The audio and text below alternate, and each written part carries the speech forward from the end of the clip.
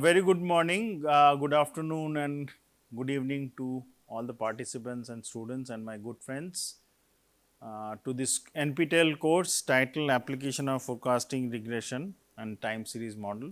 And my good name is Raghunandan Sengupta from the IME department at IIT Kanpur. So, the three broad areas for the course are first is forecasting, next is regression and third is time series models. And we are in the second phase or second area of discussion is about regression models. And this is 6th week 30th lecture. So, which means that with this we will end the 6 weeks, which is half of the total duration for the course. Now, what is the coverage? Coverage is that if you remember, in the last class we had started about discussion of the multiple linear regression, and to give the background of multiple linear regression we had given the idea of simple linear regression, harped or basically emphasized the fact that what is to be minimized, which is sum of the square of the errors, and that minimization of the sum of the squares of the errors leads us to the coefficients beta naught hat and beta 1 hat. And we can find out like the intercept, the regression coefficients, then how the error is plotted. There was one point left which I did mention was R square. I will come to that later. Now, in the similar vein, if we continue the discussion for the multiple linear regression, here you have more than one x such that y is regressed or dependent on x1 to xk, and similarly you will have the regression coefficients being given by beta naught, and for x1 till xk they are given respectively by beta 1 to beta k, and obviously epsilon is the error. Now, when we were discussing about the matrix notation of multiple linear regression, I did spend some time discussing what is the size of y vector, column vector, then what is the size of x matrix. It is either n into k or n into k plus 1, and if you remember, the k plus 1 would be the case when you have the intercept beta naught. If beta naught is not present, so obviously it will be of size n into k.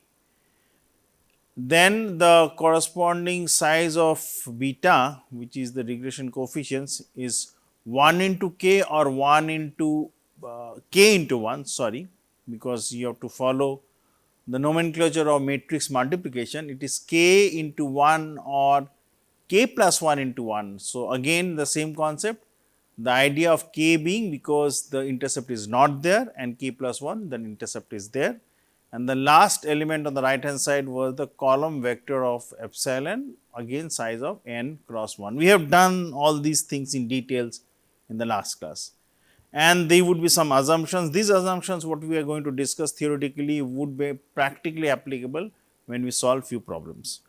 So, y is a n cross 1 vector or observation of the dependent variable of size n, that means 1 to n number of observations. X is basically a vector of n into k plus 1. So, again I have already mentioned whether it is k or k plus 1 is the matrix. So, this is matrix.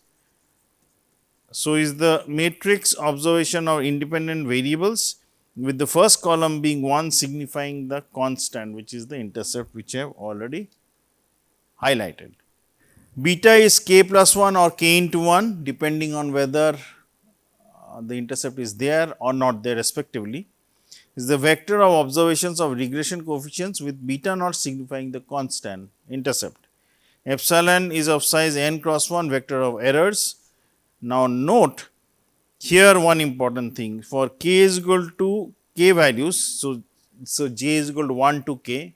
So, when j is 1, it is a simple linear regression, there is only one x, means one dependent x. When k is 2, there are two independent x to find out y. When k is 3, there are three independent independent variables to find out y. So, note j is equal to 1 to k is the number of independent variables and n is the observation number. So, in many of the books you will find that, or in the slides later on, if things are fine, maybe in some of the places k has been replaced by p. So, p and k signify the same thing, which is basically the number of independent variables. Remember, the regression has to be linear because it is multiple linear regression in the original variables or after some suitable transformation. So, this is important. So, whenever we consider the concept of multiple linear regression, linearity is one of the important assumptions which you have mentioned when we are considering the assumptions about the rank of the matrix, linearity and all these things. And also I did mention time and again, which I will come, maybe not today, but later on with very clear and detailed graph of what I mean by heteroscedasticity, homoscedasticity, autocorrelation, non-autocorrelations. So, these are very important mainly for time series analysis, but I thought I will highlight it in regression models also. And if you remember the concept of autocorrelation, we have done that in forecasting concepts. We have drawn the autocorrelation ACF and this graph with respect to the lags. Remember that the regression has to be linear either in original variables or after some suitable transformation. So, if I see the model here, now here I will spend some time on different time models. It immediately will give us the information it is not linear. But the fact is that if I basically convert into a logarithmic one, so on the left hand side we will have, I will use a different color to mark it green. So, on the left hand side you will have log y, obviously the base is e, and on the right hand side you would basically have log a plus beta into log x, and obviously this other term is epsilon log e. So, log e becomes 1. So, it is epsilon. So, which means now you will basically have log of y is actually y, the dependent variable. Log of a is basically actually beta naught. Then the value of beta into x log of x is basically the concept which will give us that we would basically have beta as equivalent to beta 1 and this log of x would basically be the x. So, do not confuse log of x and x. The main property, if you remember, of normality of the independent variables and the independent variables would mean that here y, which is actually log of y in the initial concept, actually should be normally distributed with a certain mean and a certain standard deviation. In the similar way, when we are talking about log of x, actually that is being denoted by x such that log of x would basically have a normal distribution. And finally, when we have the concept of epsilon log e, and obviously for simplicity we know that log e being 1, then epsilon would basically be the error term. So, now if you see here it is a linear transformation of that equation model y is equal to a into x to the power beta e to the power epsilon. Now, I have not yet gone into the details about what linearity means. I will come to that very soon. So, basically these are just transformations which I am performing to denote that it should look like the actual equation form y is equal to beta naught plus beta 1 into x 1 plus dot dot dot beta k into x k plus epsilon, and there would be n number of readings for x's and y. So, now as we have seen initially this a x to the power beta e to the power epsilon is not linear. I mentioned that few seconds back. Examples of linear regression models can be like this. So, if I have the first equation, I am trying to utilize the orange color. So, if this is the first equation, this is linear in nature, because linear in nature in the sense that on the left hand side you have y, on the right hand side you have alpha, which is the intercept, and beta by x is basically the independent variable, and beta can be considered as the regression coefficient, and epsilon is the error. It is 1 by x, but we will come to that later, how we can consider them as x corresponding the fact the basic assumptions on normality, then x values not being dependent on epsilon or epsilon being not dependent on x, and if there are more than 1x. So, the rank concept of the matrix, then the independence factor being there for the rank means independence concept being there, all these should hold. So, which I mentioned time and again verbally, qualitatively, but that would basically hold for all the problems. The second model is y is equal to alpha plus log of x to the power e plus epsilon. So, also this is also a linear equation. On the left hand side, I will use a different color, blue, say for example. On the left hand side, you have y, then alpha, which is intercept, and log of x we will consider as the independent variable. Another model is of this form, y is equal to alpha plus beta into cos x plus epsilon. So, we will consider technically that this is a linear model. I am not, can be made as a linear regression model, but generally the properties of that linear regression models, those 4 to 5 properties which I have mentioned, should hold. And there, if you remember, the concept of autocorrelation, correlation concept, or non-autocorrelation, homoscedasticity, heteroscedasticity were mentioned verbally. We will come to that later on. A good example of log linear model is of the form where on the left hand side you have log y is equal to beta naught plus beta 1 into log x 1 till the kth term, which is beta k into logs x k plus epsilon. So, here is basically linear model in the logarithmic term. This equation is also known as constant elasticity form, as in this equation the elasticity, concept of elasticity basically comes from the fact of microeconomics of y with respect to the change of x is given for each term. So, as x changes, what is the rate of change of y? As x1 changes, we need to find out. As x2 changes, we need to find. So, those are actually the concept of the regression coefficients which I have already mentioned. The log linear form is often used in models of demand and production in microeconomics. Different values of beta produces widely varying functions which can give you a lot of different models to find out the relationship between the independent and the dependent variables. So, dependent independent variables in the microeconomic concept can be GDP, can be the production cost, can be, say for example, the demand of quantity, can be the inflation rate. So, which you want to consider as y and x would depend on the perspective and the background of the problem. A good example of semi-log is this model where you have log y t is equal to x t. So, this capital T is the transpose x t into beta plus delta t plus epsilon t. So, in this case why it is a semi-log, because in one side you have the log, other is not expressed as log.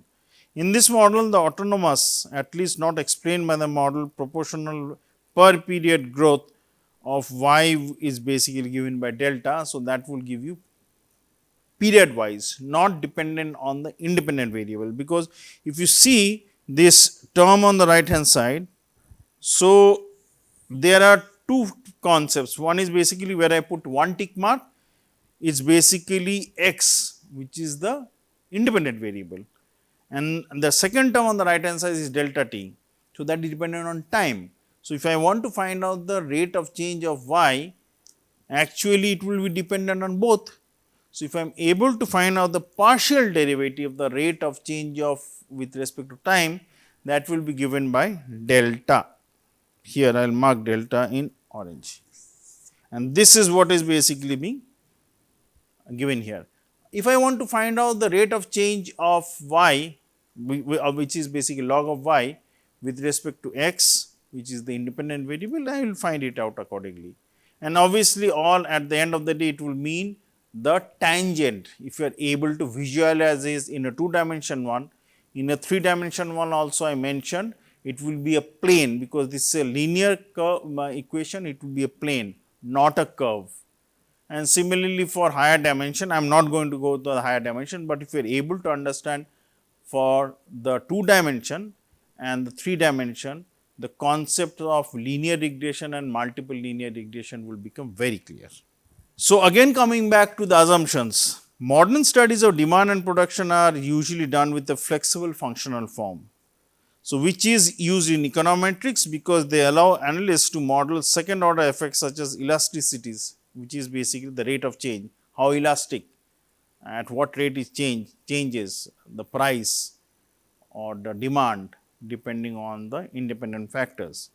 So, let me continue reading it. So, effects such as elasticities of substitution, which are functions of second derivative of production, cost or utility function. So, second derivative means you are taking the second rate of change and trying to find out. Now, second rate of change basically, if you remember, in maximization and minimization that comes, in the maximization case or the minimization case, you first equate it to 0 and then try to find out is the maximum or the minimum depending on the sign of the second derivative. Modern studies of demand and production are usually done with a flexible functional form, which are used in econometrics because they allow analysts to model second order effects such as elasticities of substitution, which, as I said, are functions of production, which is just the explanation which is happening. The most popular flexible functional form is the translog function, given by the fact that log of y is equal to, there is a constant beta naught plus beta k summed up for log x k, then it is basically summed up for x k and x l taking 2 at a time plus epsilon. So, obviously, it may have 3 at a time, that means you are taking log of x k, log of x l, log of x, say for example, j, and obviously k, l and j would all vary for the concept of all the different value or types of x's you have. So, say for example, you have the value of the total number of independent variables is 10. So, obviously, k suffix, l suffix and j suffix will all vary from 1 to 10. Now, in this case, if you see, there is a term half, and if somebody can recollect, now this I am stating, this is not part of the course, but hopefully who are interested can verify. So, if you consider the Taylor series expansion, so what it happens is basically you take the first derivative, second derivative and continue. So, and in all these cases you have in the denominator factorial 2, then factorial 3 as you continue. So, the equations which you have the translog function looks similar to that. This model is linear by our definition, but can in fact mimic an impressive model of curvature depending on nonlinear properties used to approximate another function. An interesting feature of this formulation is that the log linear model is derived when the factor of this gamma KL, which is, say for example, can be considered as a factor or the weights which you are trying to give for, it will depend on k and l. So, if it is basically gamma 1 1, it means that the weight you are given for a function of log x 1 whole square. If it is gamma 1 2, it basically means the weight you are given to the functional form apart, which is log x 1 into x 2. Now, similarly, you can have gamma 2 1 also. In that case, we will consider the values of gamma 1 2 and gamma 2 1 are symmetric. I am just mentioning that will go into, if I continue, it will go into more in depth mathematics and related econometrics, that is not required. So, now if you remember the full rank concept, so initially it was the linearity, now you are coming to the full rank concept. If you remember, I did mention the concept that any one of the row or the column cannot be expressed as convex combination of the other, which means that all rows and columns are independent. That means you will have unique solutions, and I have shown that with a simple set of linear equations of two variables and two unknowns. Considering that they are unique, you can solve them. If they are not unique, you cannot find any unique solution. X is n cross k plus 1 vector observation of the independent variable, with the first row being 1 signifying for the constant. It is a repetition, but please bear with me. Hence, X has full rank. That means, the rows and columns are linearly independent and they are at least k observations which are specifically required to find out the values of beta 1 to beta k. And remember, obviously, if beta naught is there, the rank would be correspondingly done in this way, where you will be utilizing the matrix X of size n cross k plus 1 to find its rank, and if you are satisfied there is no linearity or no dependent structure, you can solve it accordingly. Why this linearity the dependent structure is so important? Because if it is a matrix and then you have to find out the value of the determinant and then proceed to find out its inverse. So, if it is dependent structure is there, then finding out the inverse is not possible, because you have to basically solve the equation to find out the beta. So, I will come to that. If there are fewer than k observations, then X cannot have full rank. Hence, we make the redundant assumption that k is at least as large, n is at least as large as k. That means, the number of readings which you have, which means the number of equations you have, should be at least as equal to k, such that we have unique solutions for this x1 to xk.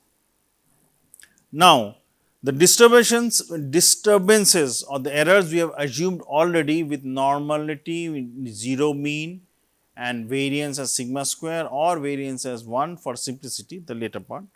And if I consider that if I take the error for expected value of the errors for each 1 to n values, then it will be denoted like this: the expected value of the error given x is 0. So, this bold means they are in the form of vectors. So, if I consider expected value of epsilon given x, so you are trying to find out the expected value of epsilon 1 to epsilon n given x. So, obviously, this would be all 0. So, this 0 which is bold means a vector of size n cross 1. It means that no observations on x convey information about the expected value of the disturbances. That is important. If you remember, we did mention that the concept that the error does not have any effect on x and vice versa, which means they are independent. In this case, it means whatever effect the error has is on its own and x does not influence it. So, in the long run, the expected value of the error is by its expected value of the error is by itself, such that as I continue taking observations, in the long run the mean value, expected value turns out to be 0. So, if I draw this curve, which I have shown, but still I will highlight it once more. So, you have, say for example, the y axis, I am using black color on the x axis, and this x axis, consider this is 0. So, if I plot the error, I will use the red color. So, the error would be fluctuating like this. And if I consider the mean value is along the horizontal black line, which is mean expected value is 0. And if I take the distribution which I have drawn, but still I will highlight that the distribution, if it is normal at any point of time, it continues to be normal to other point, and obviously, if variability is fixed, then this concept of error being dependent on the past error values does not arise. If it happens, then obviously, you have to take the help of time series concepts, and this concept of homoscedasticity, heteroscedasticity will be coming from these type of plotting of the values or a plotting of the errors, which I said I will show. So, we will also assume that disturbances convey no information of each other. So, if there is no information of each other, the concept of homoscedasticity would hold true, and if they convey information of each other, which means they are dependent, the concept of heteroscedasticity would be there. So, thus we have the expected value epsilon I, any ith value of reading is basically given epsilon 1 to epsilon I minus 1 and epsilon I plus 1 to epsilon A. That means, the expected value of the error at any point of time given the past and the future values is always 0. Now, you may be thinking that you find out the error at any point in time, how can it be expected value, because it is deterministic one. The answer is not like that. It is like, see for example, I will draw it here in order to again explain. So, this is basically the y axis, and consider this is the x axis, which the value is 0, and we know the expected value of the error is in the long run is 0. Now, what I mean the expected value of the error in the long term is 0 means, I take a camera and I basically I am standing at say for example, I will give an example in other realm and then come back here. Consider that I am standing at a street corner and with a still camera and I take the photograph. So, if I take the photograph and basically I do it for a long time period of the time per day, or consider I am taking a movie of say for example, of 1 hour at a certain crossing. So, within that 1 hour say for example, and at consider 1 hour is between 9 to 10 each day, there is no change in the timing of 9 to 10. So, first day say for example, 10 cars pass through that junction or crossing, second day 20 cars pass, third day 3 cars pass, fourth day 5 cars pass, fifth day 52 cars pass. So, these are all random. So, if I continue taking it, in the long run I will have an expected value. That expected value is what I mean when you are considering the concept of error. So, that means, if I continue measuring it, say I take the data. So, 1 to n I take it for the reading and pick it up. I find out say for example, the 5th reading, and based on that I find out the error, note it down. Again I basically take the data from the whole population, because that is a population from where you are taking the data. Again I note down the 5th data, it is different. So, if I continue taking it infinite number of times and I plot it, the error say for example, of the 5th reading for infinite number of times, I will have different readings. When I plot it, it is a normal distribution and that expected value is 0. So, if I basically plot it, so and the time frame is this and I plot it. So, the first time it is here, second time it is here, third time it is here, fourth time it is here, fifth time it is here. So, if I keep taking the values infinite time, then the distribution which I plot would be normal, and these values. So, say for example, all these values which are there are random variables which are a realized value from the distribution. This is normal, and when I talk about this error has normal distribution with 0 mean and epsilon as the variance. So, the distribution are purely random, drawn from some population which I just mentioned. So, with this I will end this 30th class and continue more discussions, as that once the concept is clear, solving the problems from the multiple linear regression will be just easy. And if you remember, I did discuss a theory and a little bit more details in simple linear regressions also. Thank you very much and have a nice day.